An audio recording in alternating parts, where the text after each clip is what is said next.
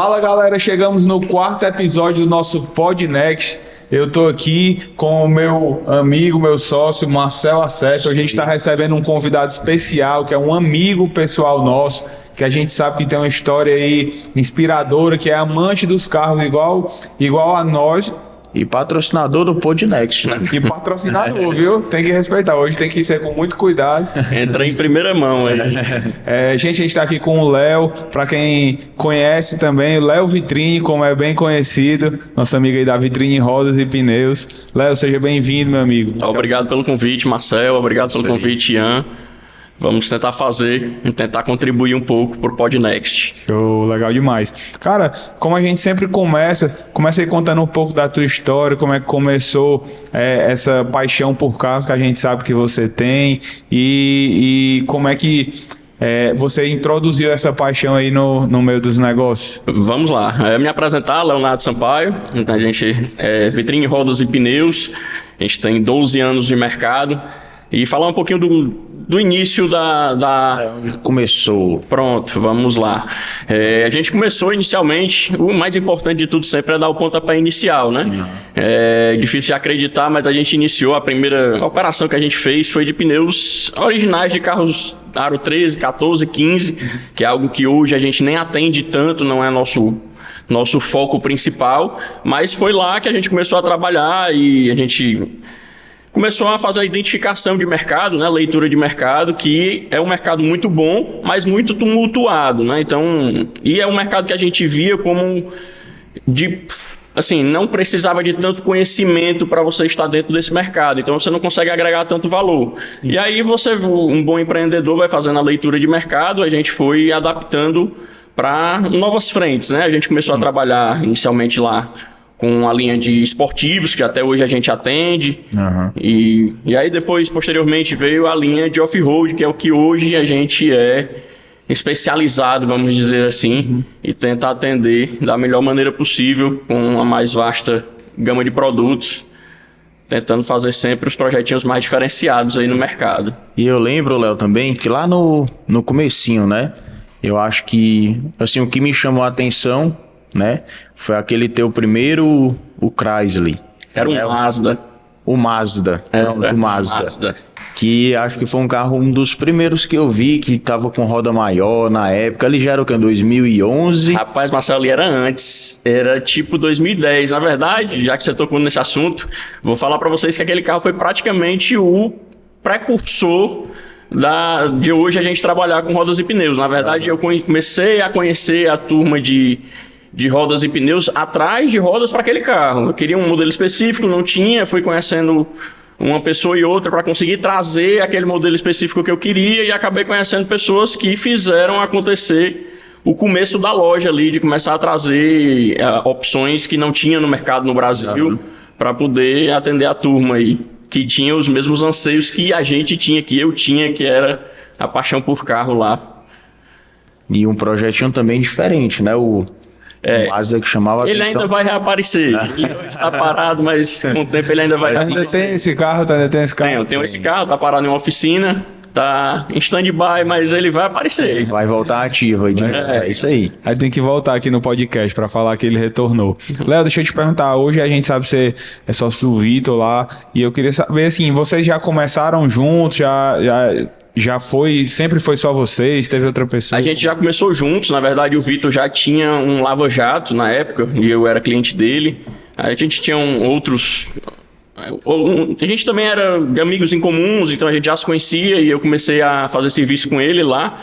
E aí ele tinha a facilidade do ponto ali e eu passei a ter o conhecimento para trazer mercadoria, como eu trouxe lá do Mazda, que foi onde eu conheci a maneira de trazer e as fontes para trazer mercadoria diferenciada. E aí a gente se juntou para poder começar inicialmente vendendo a pedidos, né? A gente não tinha estoque. E aí o negócio começou a andar demais, tomar proporções que hoje a gente tem o estoque que tem. E deixa eu te perguntar, Léo. Assim, com toda essa tua visão, né? Do Mazda, do ciclo de amizades ali e tudo. Na família, tem algum familiar que já é empresário, que mexe com empresa? Na verdade, Marcel, eu sou filho de pai e mãe médico, né? Então, assim, meu pai era apaixonado por carro, mas nunca, jamais empresariar nisso. Ele até chegou a empresariar no ramo de medicina em si, mas longe de ser um comércio.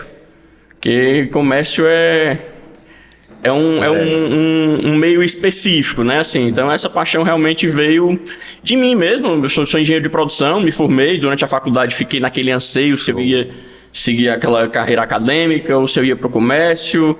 Mas seus pais ali nunca falaram, ó, Léo tem que ir para medicina, tem que ir para medicina. Não, eu tinha a importância muito grande de se formar, mas eu queria engenharia, nunca quis a medicina. Eu querer na época a medicina, eu lembro como fosse hoje, na época que eu fui fazer faculdade, mas eu via nitidamente que não dava para mim, então eu fui para engenharia, me formei em engenharia e durante o curso eu realmente tive aquele momento de, poxa, e aí eu vou seguir a engenharia, eu vou pro comércio, eu já estava trabalhando ali no comércio, naquele momento, mas graças a Deus eu fui pro comércio. Hoje eu realmente agradeço, trabalho com o que gosto e graças a Deus sempre crescendo. Aí foi lá, assim, já conheceu o Vitor, né? E acabou fazendo a sociedade com ele. Sim. Aí, como foi um pouco assim dessa tua história que depois do Lava Jato, ele saiu, ficou contigo na verdade, a gente ainda manteve o Lava Jato, ele manteve ali o Lava Jato por mais 1 ou 2 anos, até realmente a loja tomar a proporção de literalmente engolir o Lava Jato, assim, a questão de estoque. Ficou sem espaço realmente, a gente precisava de espaço para montagem, enfim, a gente sentou, foi pro papel, o Lava Jato não valia a pena e a gente seguiu apenas com a loja, que está até hoje. E muita gente pergunta a questão de sociedade, né, se as dificuldades e tal, mas graças a Deus a gente sempre se deu muito bem, a gente sempre teve muito bem definido as obrigações ali, os deveres de cada um e sempre funcionou muito bem, muito redondo. Legal, o que eu já observei, né, no tempo de amizade com vocês, é que vocês até o carro vocês dividem, né? Sim, na verdade, os carros são da loja, né, como a gente projetos, fala. Né? Mas isso é até uma jogada que a gente tem como jogada comercial, né? A gente trabalha muito com viver o que a gente prega, né? Assim, a gente prega lá da parte de acessórios das picapes, caminhonetes, kits lifts, passadores de rodas, pneus maiores, então a gente não poderia deixar de vivenciar isso. Então a gente realmente tem alguns carros que a gente considera como carro-chefe de venda de acessórios para a gente monta, deixa ele... Literalmente a gente roda nos carros, mas eles sempre estão lá na loja e chamam a atenção do cliente. Às vezes o cliente tem o mesmo carro, só que é original, ele olha ali aquele nosso carro montado e é onde a gente faz boa parte das vendas também. Isso é um bom plano, porque assim, a gente viu lá que você vende também os kits de transformação, né? Sim. Um produto disponível lá na Vitrine Rodas. Sim. Então, assim, o cliente que às vezes está na dúvida, não sabe se vai ficar original meu carro, vai ficar bom. O Léo mesmo tem um lá que, tá aqui meu carro. É exatamente isso. Autoridade, né? Na verdade, quantas vezes o cliente entra lá na loja para montar 4 pneus na Toyota Hilux e ele vê lá, nossa, com o kit montado, aí ele, poxa, que carro lindo. Aí você fica, não, é o mesmo carro, é igual o seu carro, só que a gente montou o kit que nós temos disponíveis para venda. Aí sai com 4 pneus, lift, carro do ano. Tem algumas parcelas para estratégia.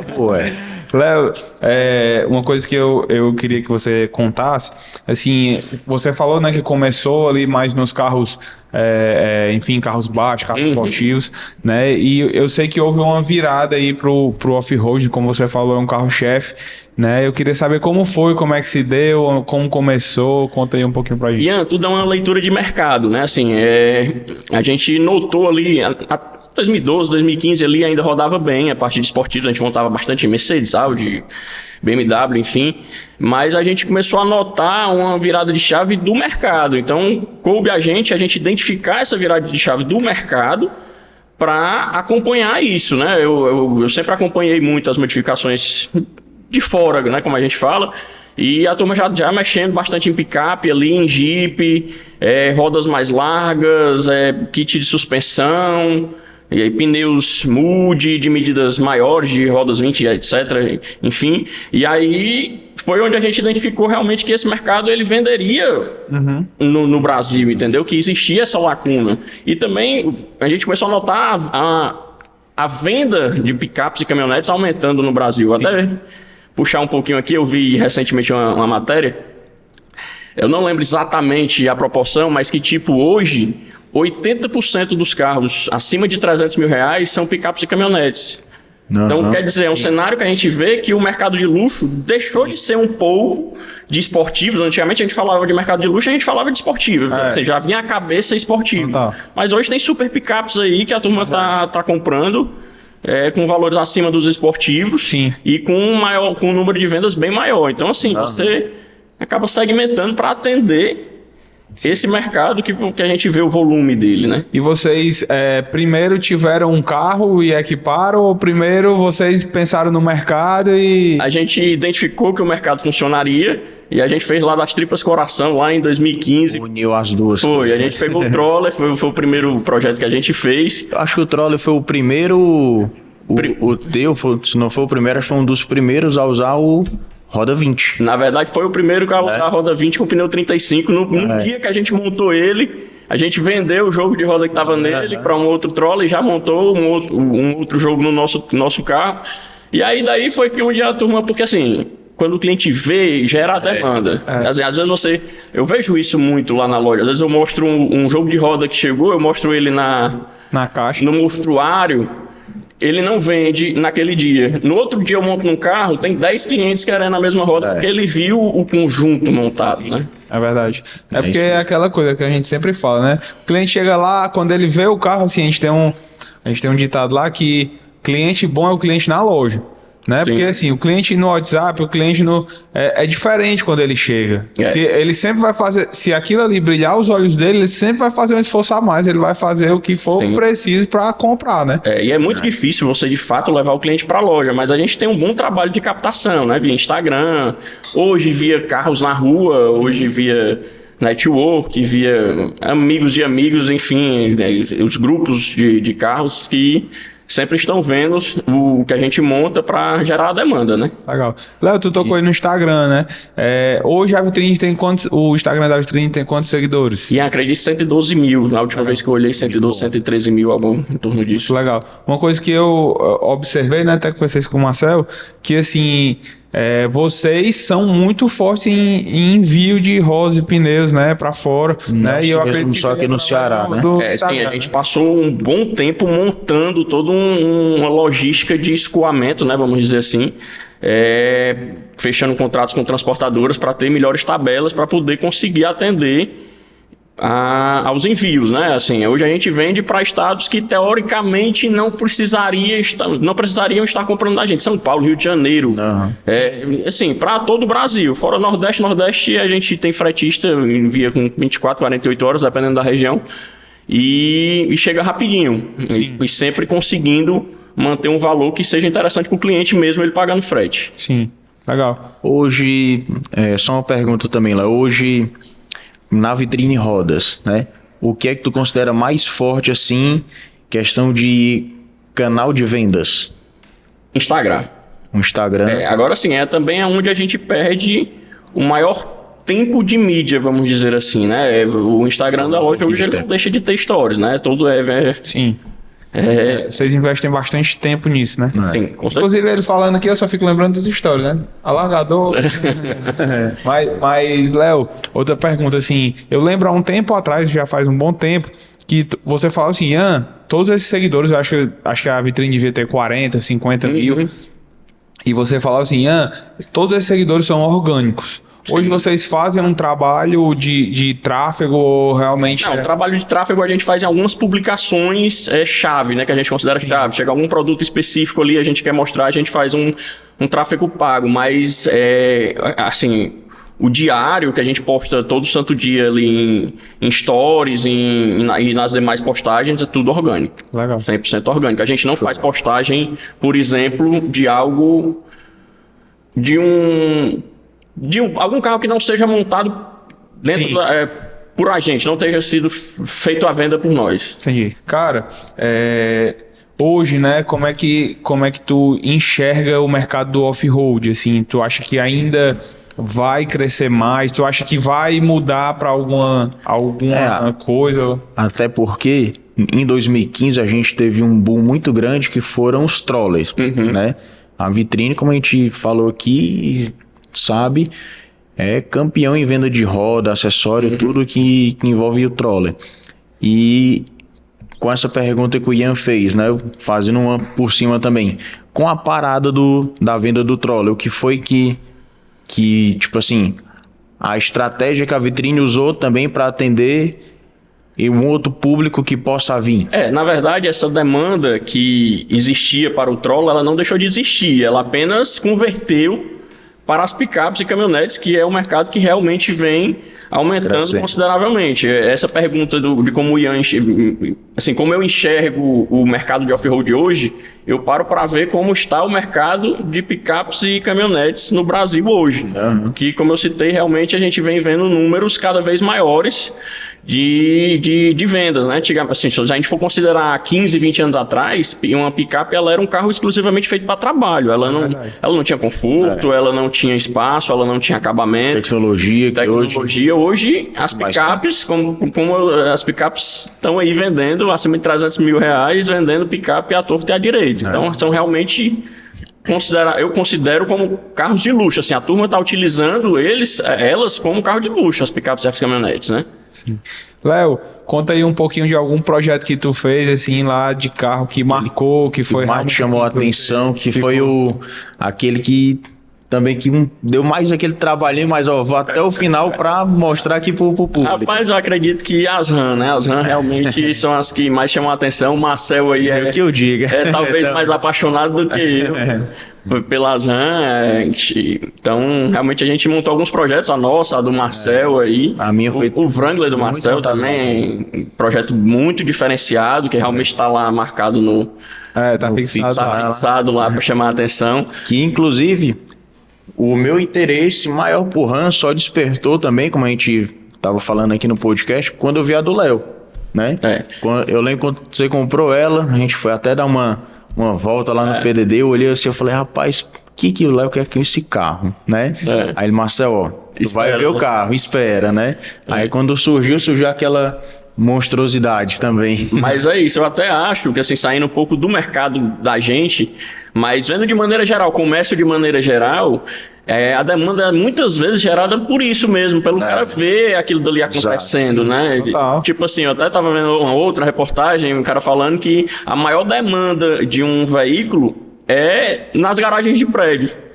É o vizinho que chega e vê o carro, acha bonito, fica curioso, vai pesquisar na internet e acaba aderindo, entendeu? Então, assim, quanto mais veículos você tem montados na rua ou vendidos por uma certa marca, mais demanda tende a gerar naquele produto.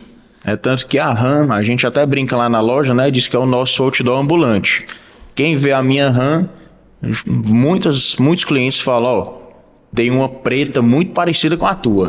Ali eu falei, é do nosso colega aqui também.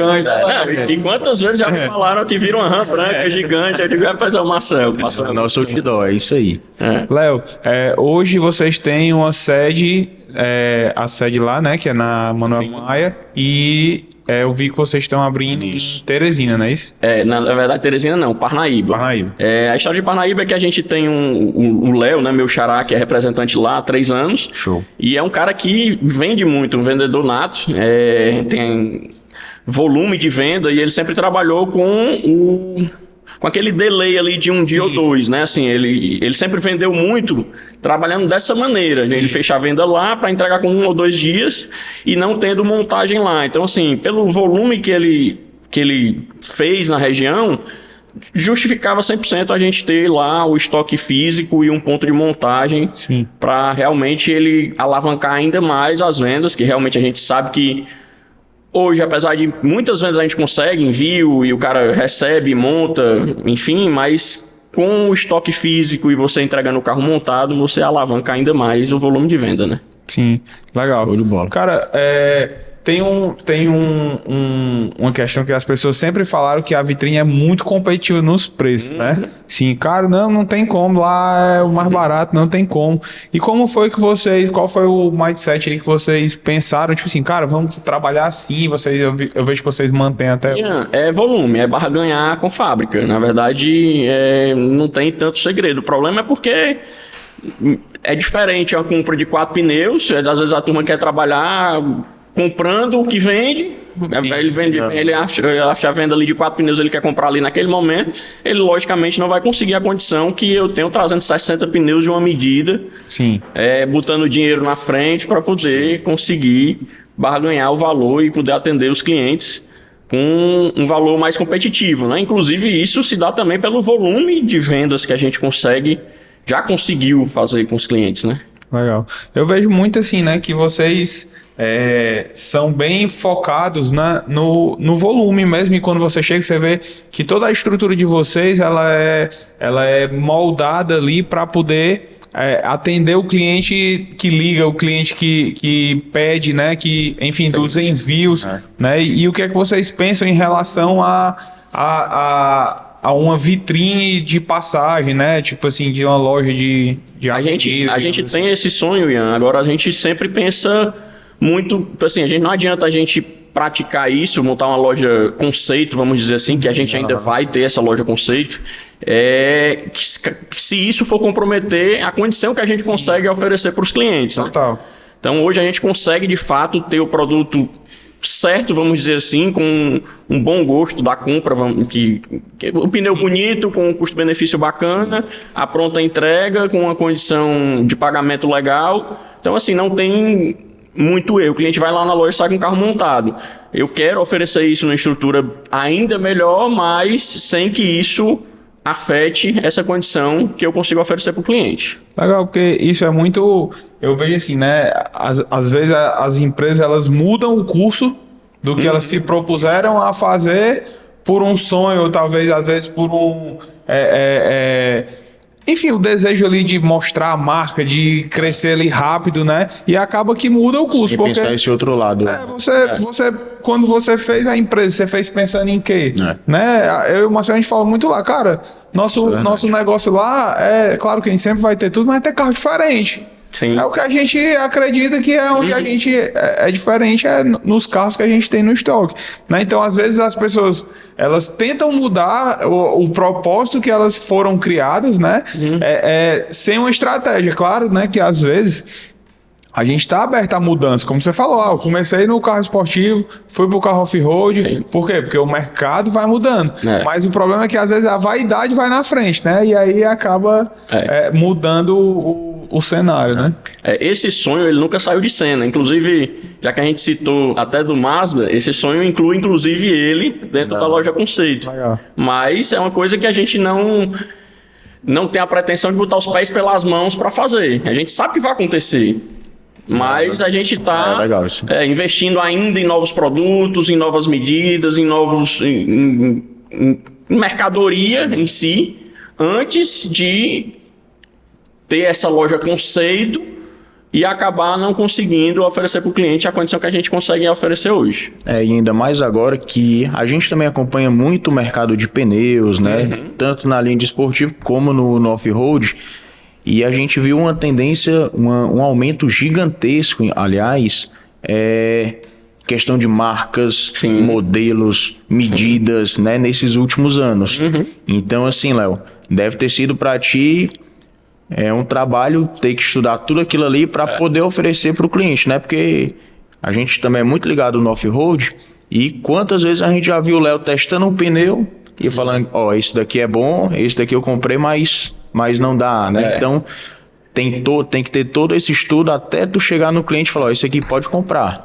Mas é exatamente isso. O mercado se molda de uma maneira que existem 100 fábricas, 100 fábricas, eu estou falando do mercado de China, mas eu tô cada uma produzindo ali 6 modelos, 8 modelos, 10 modelos diferentes. Então, você realmente tem que fazer todo um trabalho considerando a estética do pneu, o uso do pneu, o valor do pneu, para você conseguir fazer a escolha certa, vamos dizer assim, trazer o melhor custo-benefício para atender o cliente. Aham. Então, boa parte da estratégia do meu negócio, por exemplo, eu considero que seja exatamente a compra em si.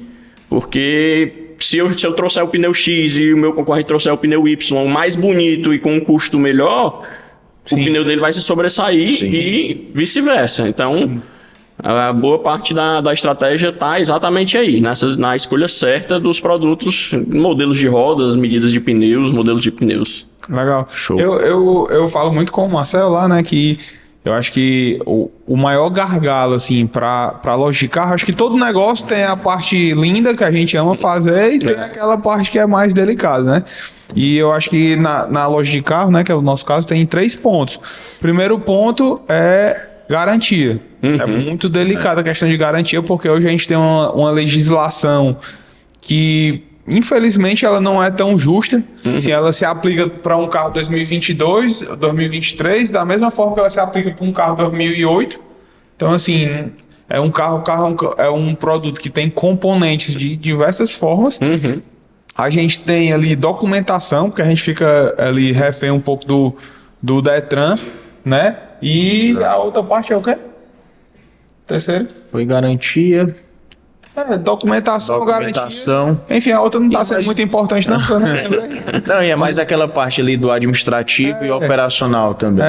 E aí, assim, para vocês, no negócio de vocês, o que é que é ali a parte mais trabalhosa, que não é o que dá tanto prazer assim para fazer? A parte administrativa, né? Assim, a parte de compras, escolher é até legal, mas para você trazer parte documental, parte logística, Parte mais burocrática. a parte mais burocrática é realmente mais maçante, vamos dizer assim. É muito mais legal eu lá na loja mostrar um antes de um carro ali e montar, parece que eu estou montando para mim, assim, Mas é o mesmo. o prazo é o mesmo, você vê aquela modificação, vê o carro bonito saindo, e aquilo dali, a satisfação do cliente. Então, essa é a parte legal, né? Sim.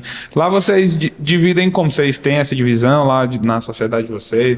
Tu cuida mais de uma parte? A parte administrativa praticamente toda eu, compra, logística, toda essa parte administrativa, contabilidade e tal, sou eu que lidou. E a parte mais de venda, mais de montagem ali, é o Relacionamento Vitor mais. que sempre administra ali, né? E hoje a vitrine tá com quantos funcionários, Léo? A gente está com 9 em Fortaleza e agora a gente vai iniciar em Parnaíba com 3. Show. Legal. A gente tem uma equipe bem enxuta pro volume que a gente tem. Na verdade, são 9, mas tem mais 2 que é montagem de acessórios, né? Que são terceirizados, prestador de serviço, né? Que é montagem de kits lift e de acessórios. Mas realmente eu acho bem enxuto nossa quantidade de gente para fazer acontecer dentro do volume que, graças a Deus, a gente tem conseguido manter. Léo, e algumas pessoas me perguntaram, né, lembrando desse ponto de garantia, como é que funciona para vocês uma garantia de pneu? Vamos lá. Depende muito da marca. Tem algumas marcas, por exemplo, marca nacional, eu tenho um representante que vai atender, né? Eu vou fazer as fotos, vou mostrar a forma que o pneu aconteceu e tal, e aí eu recebo um laudo.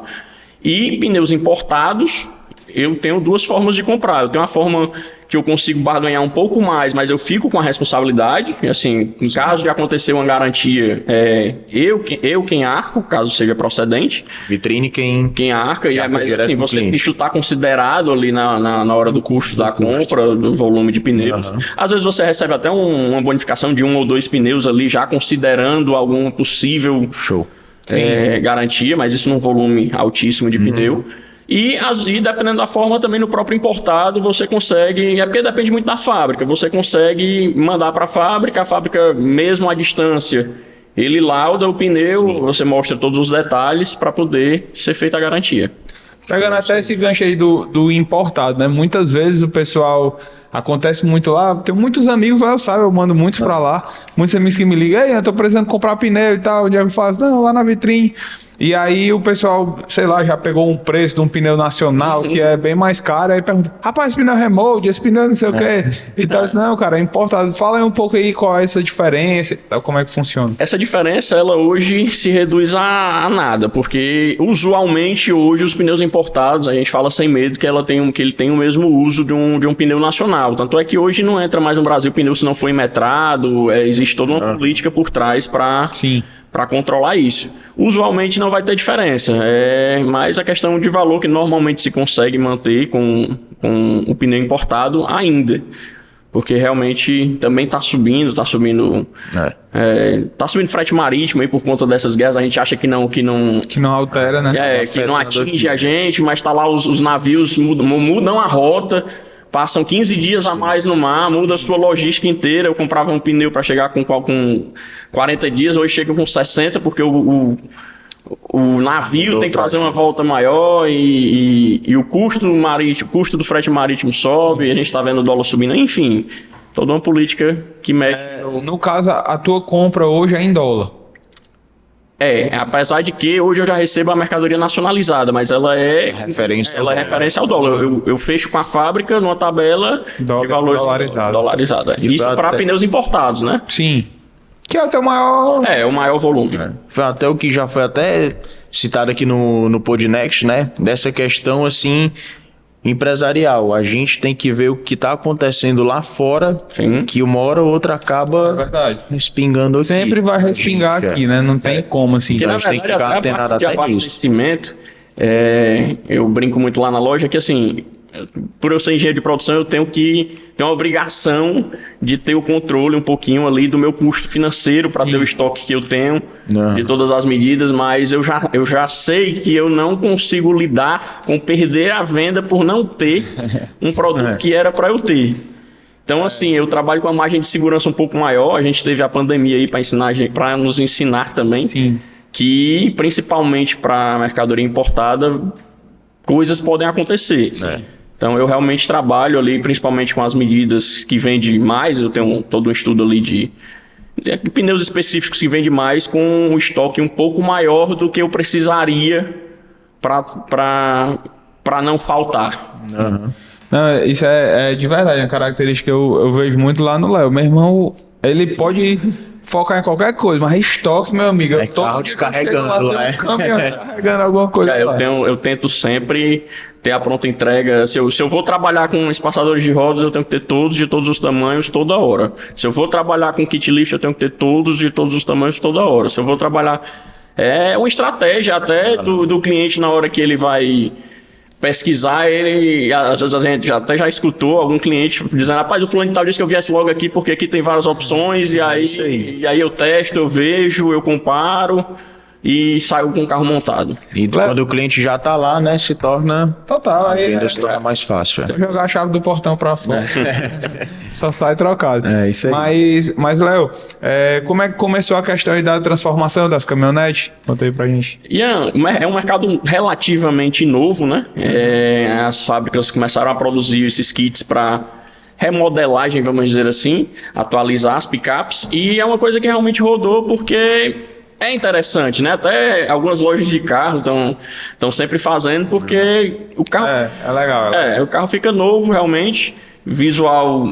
Não só esses kits que são modelos originais, quanto também alguns kits que deixam mais esportivo. Um kit Raptor de Ford Ranger, um kit GR de Toyota Hilux, que permite você deixar o carro ali realmente bem mais esportivo. Às vezes você compra um carro 2017, no caso de uma Hilux, né? Uma Hilux 2017, você... não iria gastar um valor tão grande quanto fosse trocar um carro pelo modelo mais novo, né? É um custo bem menor, bem mais acessível, e sai de lá um carro praticamente do ano. E tem algumas coisas que ninguém acredita, mas, por exemplo, faróis, a gente já trabalha com a iluminação superior ao original. Às vezes o próprio carro lá do cliente já tem alguma avaria de um para-choque, um farol, uma coisa, então em vez dele trocar aquilo dali, ele já parte para deixar realmente o carro... O único problema agora é que, meu amigo, farol, o para-choque desses carros mais antigos tá no LX, só o que tem, viu? A turma tira e fica praticamente sem uso. Deixa lá. Ei, Léo, e assim, cara, questão de...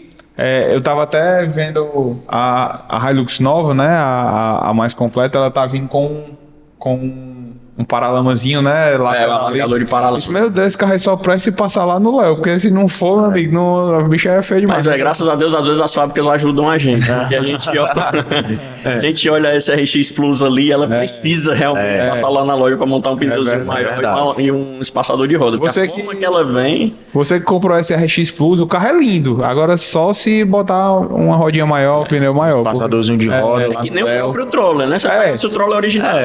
Poxa, Exatamente. É verdade. O pessoal até na questão da fiscalização, negócio de pneu passando em troller, não sei o que realmente houve aí uma marcação muito cerrada nisso aí, né? O pessoal até nisso tá, tipo assim, procurando um pneu mais bonito pra ficar na roda original sem passar, né? Um tamanho ali que a performance ainda funcione, né?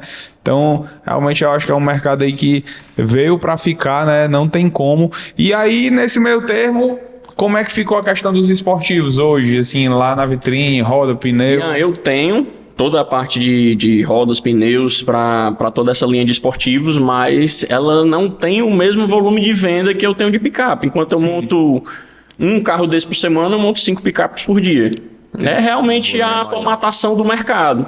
Tanto em termos de volume de vendas de picapes frente ao volume de vendas desses esportivos, quanto também do próprio perfil do cliente, que no caso da picape ele é bem mais propício a montar algum acessório do que o cliente do esportivo. Perfil mesmo. E a gente viu também, Léo, que além de tudo isso que a vitrine já oferece, né, que vocês estão entrando no mercado agora que são dos pigbacks, né, dos chips lá, daquela caixinha e tudo, que é justamente para atender, eu acho, né, você vai confirmar, às vezes quem olha o Instagram da vitrine vê aqueles carros super modificados, né? Então já acham que aquilo ali são carros bem mais mexidos. E o pigback, ele te fornece um ganho de potência e economia de combustível, né? Como vocês fazem lá a propaganda também. Isso na verdade é mais uma coisa que o próprio mercado lhe mostra, né? Assim, a gente sempre vai incluindo novos produtos diante do que o mercado vem pedindo. O cliente desses carros que montam os acessórios, ele já procura também um aumento de potência no carro. E aí a gente vendo esse mercado, a gente foi estudar e etc. para poder começar também a atender esse cliente que quer o carro pronto. Então é uma demanda puxada, mas que exige todo um estudo antes de você entrar no mercado. Esse mercado hoje, a gente já está dentro dele com pigbacks, reprogramação, já rodando. Que é algo totalmente seguro também para o cliente. Não, totalmente seguro, e principalmente no caso dos pigbacks não tira nem a originalidade do carro, né? Assim, com relação a garantia, concessionária, alguma coisa desse tipo. Realmente, apesar de que nem o remap, nem o pigback feito de uma forma bem feita vai exatamente em nada o carro. E tudo é feito lá na vitrine. Sim. O carro não sai, não vai sai. no campo. Hoje a gente faz a instalação do pigback lá e a gente faz o remap de injeção eletrônica também lá. Perfeito. Uma coisa que eu vi, mancha, é que a próprio meio do esportivo ele mudou. Né? Assim, antes o que era um esportivo? Hoje a pegada de um esportivo já é totalmente diferente. Chegou as postas aí pra... Então, assim, até nisso o mercado mudou demais, né? E aí o que eu me pergunto, Léo, porque o que eu vejo lá nos off-roads, vocês estão sempre trazendo novidade, coisa assim, diferente. Você nunca vê aquela mesma repetição, vocês buscam, botam no carro de vocês, vê se tá legal, né? Mas, assim, nos esportivos, vocês têm essa mesma quantidade não é nem assim, mas vocês buscam essas novidades ou vocês não concentram essa energia nisso? Na verdade, o que a gente identifica é que o próprio cliente não busca tanto aquilo. Então, entendi. Como não... O cara já compra... como o esportivo o cara compra e vai usar. Quem é que vai, assim... O cara compra uma Porsche com a porcentagem de clientes que compram a Porsche e vão futricar na Porsche, vão mexer em suspensão, vão mexer em roda, vão mexer em para-choque. Então, realmente é um mercado bem menos. Bem menor. A tendência é... Porque ele vai mexer, vai configurar na própria Porsche. Pronto, é tipo isso. Na verdade, o mercado de esportivo que a gente vem notado é isso, que ele trabalha mais com carro original do que, de fato, as picapes, caminhonetes. Legal.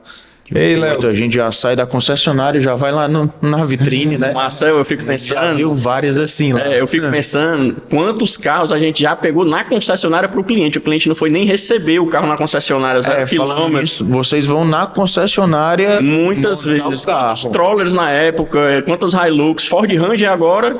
É comum o cliente diz, ele compra o carro vislumbrando não a forma que o carro é 0 km, ele já vislumbra Como é o o montado. cenário da forma que ele quer o carro. Então ele já pega o carro 0 km ali sem placas. Ele antes de comprar, ele já calculou Sim. quanto ele vai gastar para deixar o carro do jeito Mas que é ele é. literalmente isso. E aí ele já faz o primeiro uso do carro já da forma que ele vislumbrou na hora que ele comprou o carro. Legal. Parece a gente, né, Léo?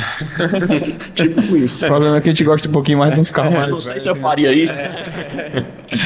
Mas o que eu queria trazer, queria que você falasse um pouco aí dos planos futuros para a vitrine. A gente já falou aqui que tem o sonho da loja conceito, mas como você enxerga a vitrine daqui a 5 anos, daqui a 10 anos?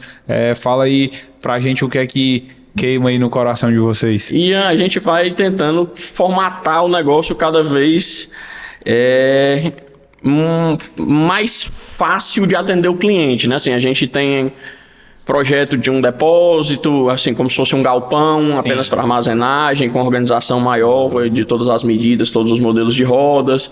E aí algumas lojas eu precisaria de uma loja menor, Sim. apenas para montagem, aquele galpão abastecendo, eu poderia ter até mais pontos de venda. de vendas, sempre atendidos por aquele galpão, loja conceito, são várias frentes que a gente tem em mente aí, mas sempre sem colocar os pés pelas mãos, a gente sabe que vai acontecer.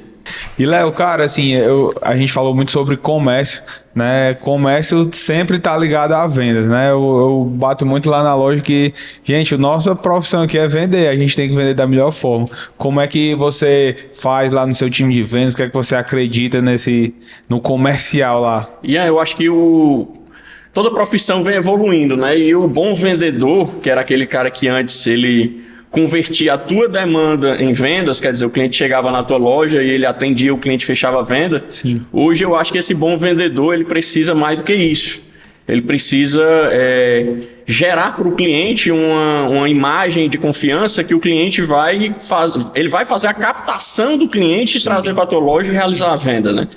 Então, a própria imagem dele, via network, via geração de conteúdo, ele vai fazer a captação dessa venda. Até uma coisa que a gente fala muito lá na loja, que tipo assim, gente, vendedor não é atendente. Se eu consigo, eu como ali o gestor, eu trago o cliente até a loja, tu recepciona ele e pronto, tipo assim, tu não vendeu, tu atendeu. É a concepção antiga de vendas. Então assim, o cara não vai, hoje em dia quem é que vai buscar um carro ou quem é que vai, tanto é que vocês não estão numa venda e vocês têm o volume que tem de venda. Captação. Então, assim, captação. E aí a autoridade, que é o que vocês fazem, que é o que? A autoridade na venda de vocês, né? Assim, as pessoas sabem que lá é a autoridade no off-road. Show. Legal demais. E uma pergunta que eu sempre faço aqui, Léo, independente da religião, do que você acredita, mas como você vê Deus no negócio vitrine em rodas hoje? Como é que você enxerga isso? Desde a decisão de, ao invés de eu seguir a carreira acadêmica e ir para o comércio, tenho a mão de Deus. Não tem como um negócio rodar tão bonito, tão bem engrenado se não for dessa forma. É verdade, é verdade.